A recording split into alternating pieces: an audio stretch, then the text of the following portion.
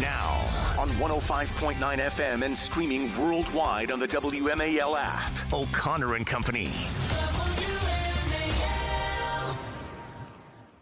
7:06 O'Connor and Company this very busy Thursday morning as we still await the plume of white smoke emitting from the chimney at the Sistine Chapel, but not so much. We've had nothing but black smoke this morning.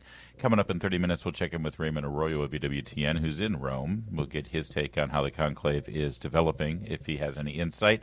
I bet he does. 8:05, KT McFarland on the plan for Secretary of the Treasury, Mr. Bessent, to meet with China this weekend. And then at 8:35, Senator Rand Paul, I want to ask him if, at this point, based on everything we know about gain of function, based on everything we know about the testimony under oath, should Anthony Fauci be facing some sort of criminal investigation, regardless of that pardon? We'll get into all of that coming up later this morning. I'm Larry O'Connor. That's Mercedes Schlapp. Good morning, Mercedes. Hello. Buenos dias, everyone. Buenos dias, indeed. Victoria Cobb is the president of the Family Foundation of Virginia. Her organization, the oldest pro-family advocacy organization in the Commonwealth, has now joined the discussion out in Loudoun County having to do with those two young male students who are now facing sex discrimination charges. And if you could, Victoria Cobb, first of all, thank you for joining us, and thank the Family Foundation of Virginia and the Founding Freedoms Law Center for sort of joining this fight for these two young men. We've been talking about it all week, but if listeners are just joining this story, can you sort of describe exactly what happened at Stonebridge High School and why these two boys are now under the gun? Yeah, the Founding Freedoms Law Center is proud to represent these three young boys, sophomores in high school, who were simply wrongly accused for having a conversation in their own locker room about the fact that they were concerned that there was a female in their locker room. And for that, they have been brought up on sexual harassment charges, Title IX, because the biological girl who has been in their locker room took video of this conversation and turned it into the school. That's just unreal. So when you say that are they being charged? Is this is it something that will go to court, or is this something that's dealing more within the school district right now? How is this being broken down? Yes, it is within the school district. So it is an investigation by the school as to whether they have violated Title IX.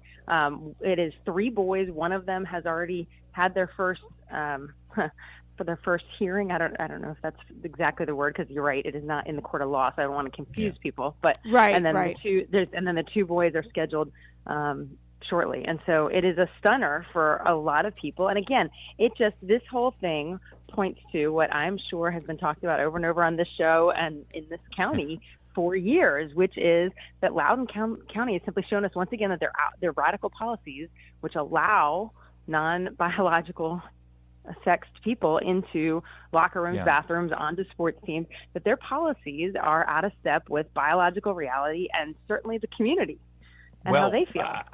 Certainly out of step with those things, but also, forgive me, this is a Title IX complaint, ironically, against these boys for speaking their mind about having their private space invaded by a girl. But isn't that in and of itself a violation of Title IX? My understanding of Title IX is that there can be no sex discrimination, and the people's rights need to be protected in public schools. That means boys should be able to have a private space without a girl being in there. And Title IX does not recognize transgender individuals as falling under the category of sex. So isn't Loudoun County Public Schools in violation of Title IX, ma'am? Well, you've got it exactly on point, because this county is already running afoul of the President Trump's executive orders on gender and on sports. They're running afoul of Virginia's Department of Education guidelines on how to handle these matters, and they just continue. I mean, they're under investigation by the federal government because of the way they're handling these issues. And so now, because of this, the Attorney General and the governor has prompted the Attorney General to do an investigation. So this county just continues to deny all of reality and run afoul of all of their parents who are in their school board meetings over and over asking them to repeal their bad policies. I mean, and we're going to see this through. We're going to get justice for these boys, and we're going to get these policies overturned one way or the other. Victoria, can I ask you, I mean, what's kind of the sense, what are other parents saying? Like, is there a sense that the community is rallying in support of these boys? I mean, even having this, this girl who's in the boy locker room, like videotaping them, that in and of itself, I mean, they don't have any sort of cell phone kind of restriction. Isn't that a violation? I mean, how could that girl be in the locker room with a cell phone and then basically taping these boys in a private, like what I would consider a very private space? In fact, it is a violation to video in a locker room in Loudoun school policies. And so the irony of the entire thing is not only wrongly accusing these boys, but where is the investigation for the violation of the policy for this girl, this individual who's in their locker room? And so it is a stunner. Parents are distraught. They know this follows up on the incident that we had years ago where they had assault in the bathroom. Again, these policies breed this kind of behavior. One should expect that a policy like this, where you can wander into spaces that are not for your gender with no questions asked, and everybody's supposed to be okay with it, that is where this stuff begins to happen. And so these boys are now having to defend themselves, and the school has a wide range of, should they find these boys, quote, guilty, they have a wide range from detention to suspension to expulsion. I mean, these boys can face real consequences. And so we really are horrified that they're even in this situation.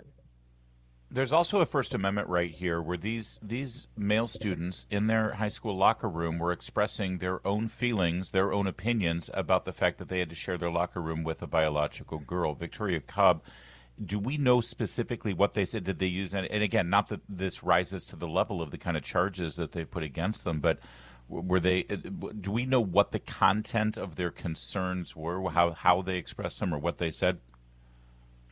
They simply expressed concerns. I do not think, would the recording come out, anyone would be concerned about what they heard. These boys are simply saying, look, why is there a girl in our bathroom? Why is that appropriate?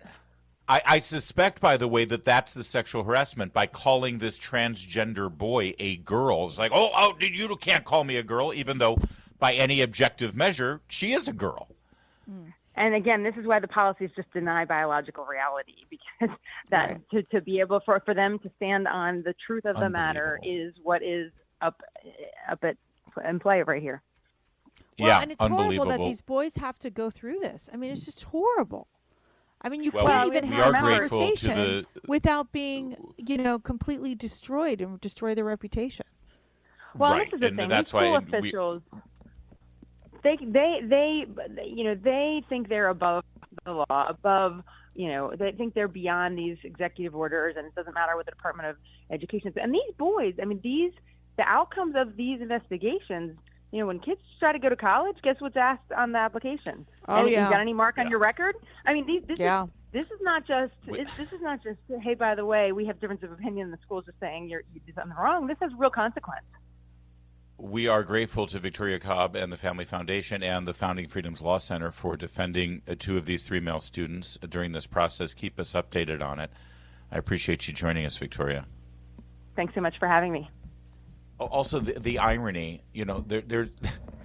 there's sort of a thing, Mercedes, about locker room talk. It's like, trust me, when I was in a locker room, you heard a lot of stuff in a locker room. That's how boys are. This locker room stuff is very real in the sense for these boys who were just saying, hey, why is this girl in my locker room? Hello? Right. That's what I'm saying. It's like, as locker room talk goes, this is sort of the pretty benign, innocent stuff. The G version. And by the way, here's what's happening. This girl's father is probably outraged over this. This girl's father is probably trying to protect this girl and trying to fight for her girl, which is ironic because that's what dads do for their daughters.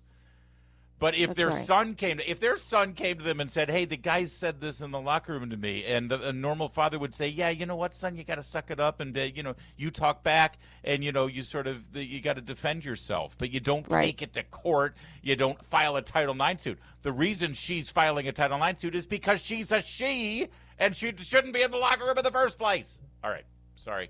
Okay. Pull it together. You're good, Larry. I get it. It's very frustrating sometimes. It's horrible. It makes me so angry. Basic logic is not employed. God bless the Founding Freedom Law Center for jumping up on this. It's 7:15.